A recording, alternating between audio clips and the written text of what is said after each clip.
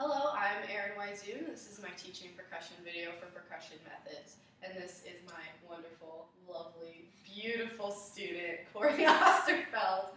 And she's given me permission to video her and put her on the internet so I can get a good grade on this video.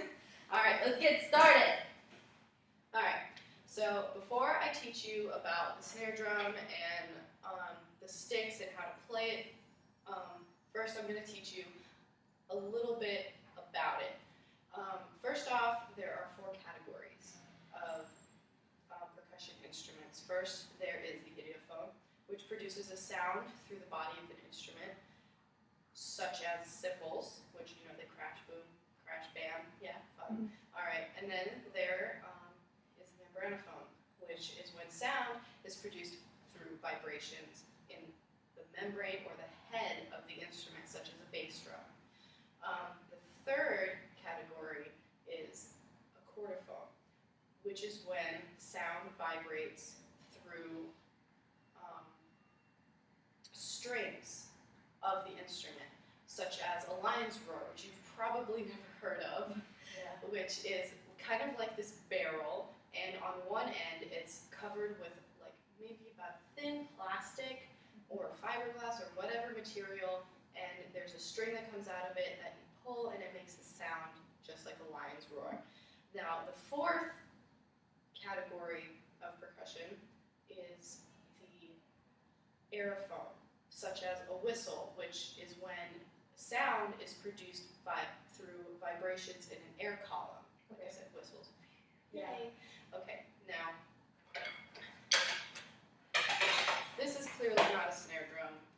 This is a snare drum practice pad. Okay. Now, I have a question for you after hearing all of those categories. What do you think a snare drum is categorized under? An idiophone, a membranophone, the chordophone, or an aerophone? Would it be with the membranophone? Was that for like the bass? Yeah. Okay, so would it be that one? Yes. Okay. You're awesome. That's a great start. Okay, so right now we're going to start talking about, I don't know why I did this. We're going to start talking about tone projection in the snare drum. Okay. Okay, first off, there are 3 playing spots on the snare drum.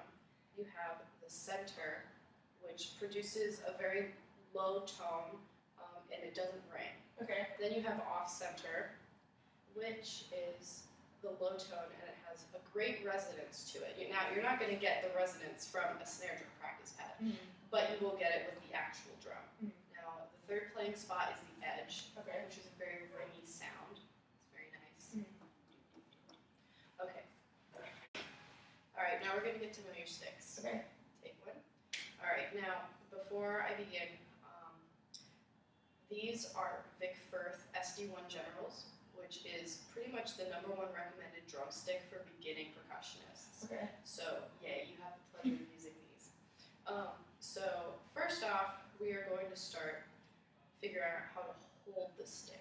Okay. Now, if you start with your index finger, you're going to take your right hand and your index finger, and on the first joint, you're going to take the stick and you're going to find, well, maybe it's the second joint. You're going to take the stick and you're going to find a balancing point on it. So you can just hold it wherever, and yeah, exactly. So Okay. balancing point. Now, you're going to wrap your finger like this around the stick. You might need to do it a little lower. Yeah, around that area, because you don't want to go too high, or when you play, you're not going to get a good rebound, which I'll Okay. explain about more later.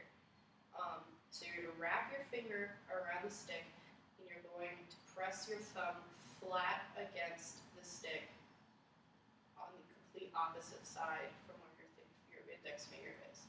So just mess around with it, make sure it's kind of not too loose, not too tight. You want to make sure that there's absolutely no tension in the stick. And then you're going to repeat it with your other hand. So if you want to take that, and pretty much they're going to be around the same area on the stick where you're going to have your fingers holding them. Exactly. Yeah, that looks awesome. Now, what you're doing right now is called a matched grip, Okay. which is the more common grip used these days for percussionists. There's also another grip, if you want me to show you. It's called traditional, and it's when you hold one stick in your left hand, right where your thumb and index finger kind of go, like Come together. Yeah, come together Okay. with the webbing or whatever, and then you're gonna hold this just like you would with matched grip, and this is how some percussionists still play. I mean, there are other ways to play it, but right now, as of not too long ago, matched grip is where it's at. Okay. All right, so if you want to take the sticks. Now, before I start teaching you about the stroke, I'm going to show you some of the main parts of the stick. Okay. Now, this bottom area right here is called the butt of the stick. Okay. And if you move up, just like around this area is the grip.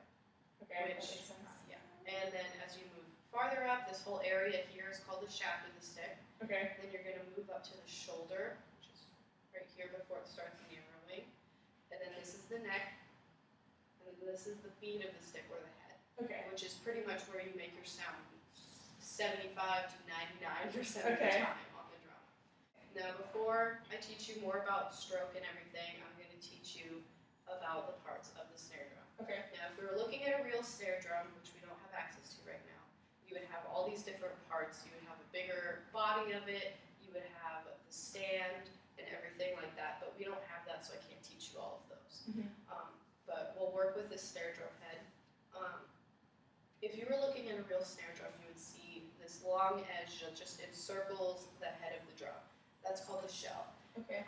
It encases the whole thing. It is normally made of wood, metal, fiberglass material. More commonly is wood. Now, if you look at the top, this is the head of the drum. Now, this isn't referred to as the snare head. This is actually referred to as the batter head, which is what is played on. Now, if you were to have a real drum and flip your drum over, the bottom area, which is not played on, is the snare head. And this is where the snares are located, and this is what produces the sound. It's normally made of a very thin material. Okay, so now that we know about that, we're going to get to playing. So if you want to stand up. Okay, the first thing I want to tell you before we begin to play is that you want to stay relaxed at all times. You do not want to feel any tension in your body when you're playing. So, when you are playing, I'm going to show you this right now. See? Okay. You're going to, if this were a real drum, which it's not, obviously, you would make sure that the drum was up, which you would adjust with the stand, obviously. You would adjust it so it would be in a comfortable area. You would either have to pull it up, pull it down, whatever. Because when you play, you want to make sure that your arms aren't too high up. You want to make sure that they're not so low that you have to play with like your wrists down, because that just adds more tension. So like right here is pretty much where I want to play. Okay. You know, you want to keep your feet kind of apart so they're a little like waist shoulder width, and then you're gonna have your drumsticks and your matched grip, and this is how you're gonna play. So why don't you go ahead and try that and see if you need to adjust or anything. Okay.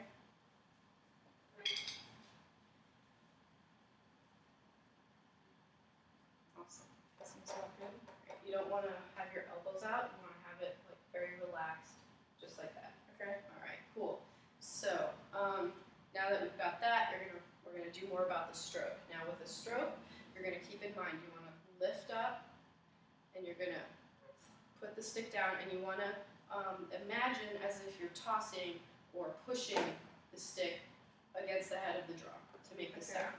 Now, when you make the sound on the drum, when you push your sticks down, there's going to be a natural rebound of the stick. So it's going to come back to its original place, its original starting point from where you began to hit the drum. So, yeah, like this. Awesome. Okay. Awesome. All right, so if you just want to mess around with that, make sure that there's a rebound of the stick. Make sure your elbows aren't out. They don't need to be in. You don't need to keep yourself in. You just want to stay relaxed, very loose. Loosen up your body. This is a good exercise for that. Yeah. And if you feel like you're forcing the rebound, then maybe you need to adjust your hands on the stick. Okay. And then keep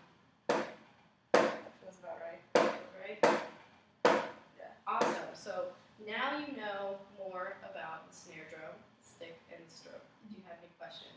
I do All right, awesome. This is Erin Weishuhn.